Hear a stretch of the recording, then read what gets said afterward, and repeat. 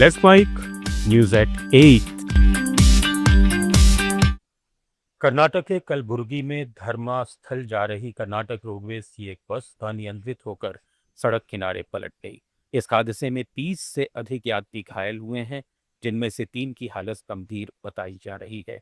हादसा जेवर्गी ताल्लुक के केल्लूर गांव के पास उस वक्त हुआ जब चलती बस में ड्राइवर पानी पीने लगा और गाड़ी बस से हुक्का दिए ही टण खो गया। हादसे के वक्त बस में 50 से ज्यादा यात्री सवार थे। स्थानीय लोगों की मदद से तभी घायलों को तुरंत जेबर्गी के सरकारी अस्पताल में भर्ती कराया गया है। उत्तरी त्रिपुरा के कंचनपुर थाना क्षेत्र में लकड़ी तस्करों के एक गिरोह ने वन विभाग की टीम पर जानलेवा हमला कर दिया। इस झड़प में एक रेंज अधिकारी सहित वन विभाग के 6 कर्मी घायल हो गए।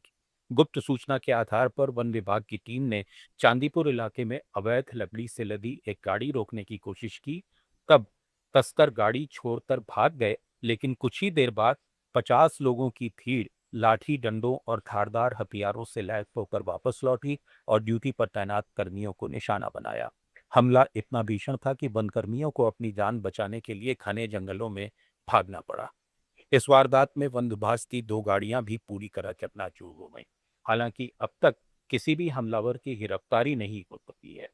Marketing strategies, corporate stories, brand building ideas, marketing के स्टडीज और इनोवेशन एक अलग पर्सपेक्टिव से, जो आपने कभी नहीं सुना होगा।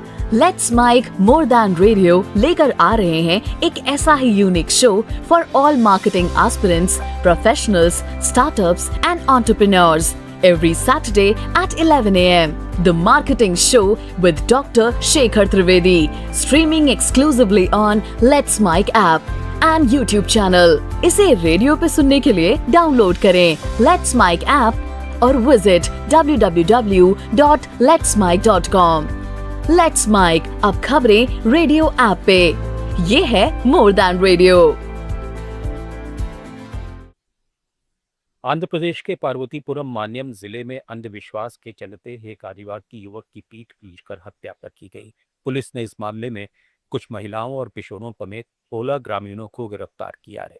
पुलिस के मुताबिक ये वारदात बेलागा वलसा गांव में उस वक्त हुई जब जादू टोने के संदेह में भीड़ ने 30 साल के युवक को उसके घर से घसीटकर बाहर निकाला और लाठी डंडों से पीट पीट कर मार डाला।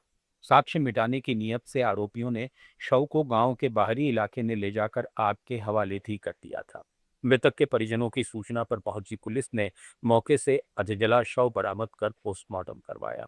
इलाके में तनाव को देखते हुए अतिरिक्त सुरक्षा बल तैनात किया गया है। तेलंगाना के हैदराबाद में नागोले की एक लापता महिला का शव दुर्गम चेरुवू झील में मिला। खुराक मिलने के बाद पुलिस कर्ब और कथित उत्पीड़न के एंगल से जांच कर रही है। वहीं मेडचल में एक इंजीनियरिंग स्नातक की पानी से भरे गड्ढे में कूदने से मौत हो गई, जिसके बाद पुलिस हादसे की परिस्थितियों की पड़ताल कर रही है। दूसरी ओर सिकंदराबाद के बौद्धानगर इलाके में शॉर्ट सर्किट से एक ऑटो रिक्शा में आग लग गई। स्थानीय लोगों और दमकल कर्मियों की मदद से आग पर काबू पा लिया गया। किसी के हताहत होने की सूचना नहीं है। मणिपुर में जॉइंट ट्राइब्स काउंसिल ने जेलियांगरोंग इलाके में लगाया गया इमरजेंसी शटडाउन हटा लिया है।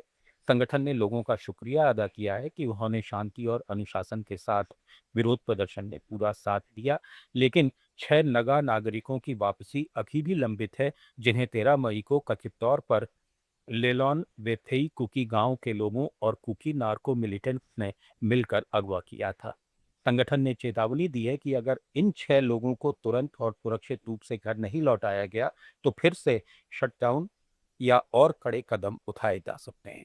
मणिपुर में जातीय तनाव के बीच यह मुद्दा बेहद गंभीर बना हुआ है। केरल के वागमोन में एक पर्यटक परिवार पर बाइक सवार युवकों ने हमला कर दिया। परिवार के सदस्यों को हाथों और लाठियों से पीटा गया, मोबाइल फोन तोड़ दिया गया। दोनों पक्षों ने पुलिस में शिकायत दर्ज कराई गई। दूसरी ओर नव केरल यात्रा के दौरान 2023 में हुए प्रदर्शनकारियों पर कथित हमले के मामले में 2 पुलिस अधिकारियों ने अदालत में दावा किया है कि एसआईटी राजनीतिक दबाव में उन्हें फंसाने की कोशिश कर रही है। न्यूज एट 8 में फिलहाल इतना ही। जुड़े रहिए लेट्स माइक के साथ।